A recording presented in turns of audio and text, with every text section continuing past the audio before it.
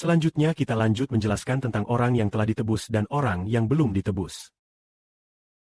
Artinya, orang yang telah ditebus disebut anak-anak yang berada di bawah kasih karunia. Di bawah. Orang yang belum ditebus disebut anak-anak yang berada di bawah hukum Taurat.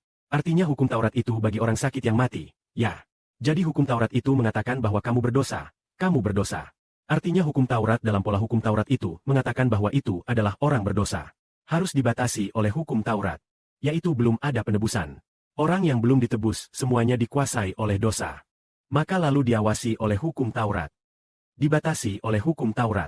Karena orang sebelum ditebus disebut orang berdosa. Orang berdosa itu lalu dibatasi oleh hukum Taurat dengan berkata, jangan membunuh. Aduh, kamu mau membunuh orang lagi. Jangan berzina. Aduh, kamu mau melakukan perbuatan dosa. Jangan menyembah berhala. Jadi orang yang belum ditebus menjadi orang yang berada di bawah hukum Taurat. Namun, orang yang telah ditebus disebut orang yang berada di bawah kasih karunia. Maka Tuhan Yesus Kristus disalibkan bagi kita, yaitu untuk menebus kita keluar dari dosa. Sama seperti ibu Tuhan Yesus Kristus, Maria.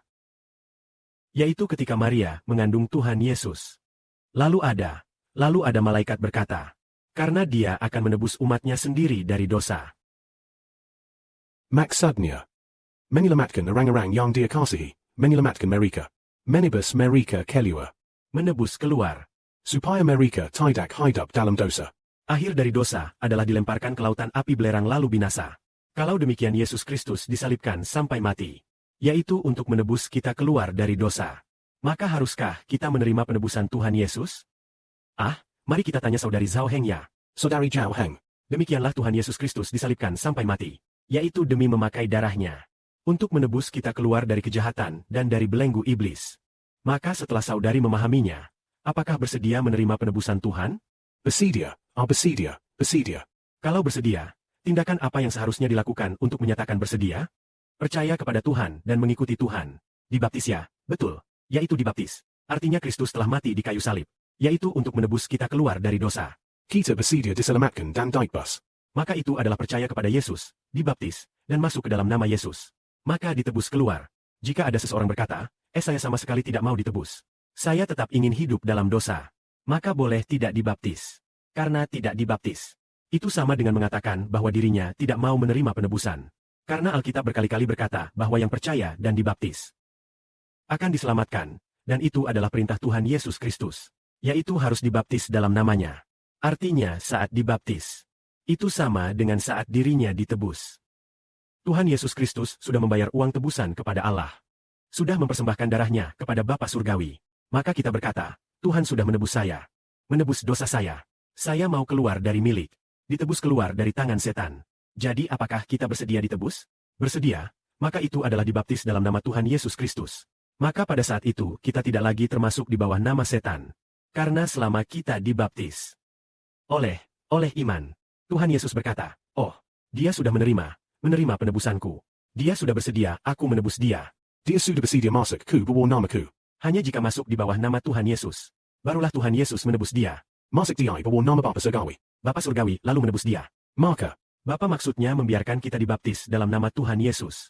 Yaitu dibaptis dalam nama Bapa, Anak, dan Roh Kudus.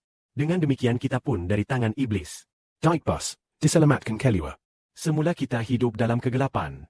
Tetapi setelah dibaptis, setelah ditebus, Tuhan Yesus Kristus mempunyai kuasa. Membuat kita hidup di dalam terang. Kita melalui kematian Tuhan saat masuk ke dalamnya. Masuk ke bawah nama Tuhan. Tuhan sendiri memiliki kuasa Allah yang maha kuasa. Menjadikan kita tergolong sebagai anak-anak di bawah namanya. Dia sendiri mempunyai kemampuan ini. Membuat kita mulai sekarang tidak lagi berada di bawah kuasa iblis. Melainkan berada dalam penggembalaan Bapa Surgawi dan Tuhan Yesus. Selanjutnya juga diserahkan kepada putranya, saudara Sibodi, untuk digembalakan. Ini berarti kita telah ditebus keluar. Inilah sebabnya orang yang telah ditebus disebut berada di bawah kasih karunia. Kasih karunia berarti, Allah mengasihani orang ini. Tidak ingin orang ini hidup pada akhirnya. Tidak ingin dia binasa. Wah, mendapat kasih karunia, mendapat kasih karunia. Artinya, apakah orang yang dibaptis sudah mendapat kasih karunia? Ketika dibaptis dan masuk ke dalam nama Tuhan Yesus. Wah, orang ini dibaptis. Dia tidak lagi berada di bawah kuasa iblis. Orang yang berada di bawah kuasa iblis itu. Lautan api dan belerang sudah disiapkan. Aduh, bagaimana Allah Bapa begitu bermurah hati kepadanya. Sampai membuat orang mau dibaptis. Dibaptis berarti dia telah ditebus. Lepas dari lautan api dan belerang.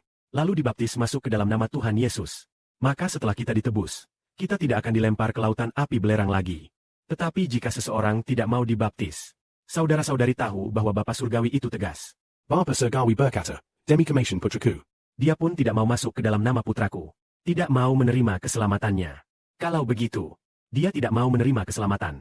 Maka dia akan dilempar bersama iblis ke dalam api belerang. Walaupun kitab Zebedius mengatakannya agak lembat. Tetapi sebenarnya kata-kata aslinya sangat keras. Yaitu, tidak mau dibaptis.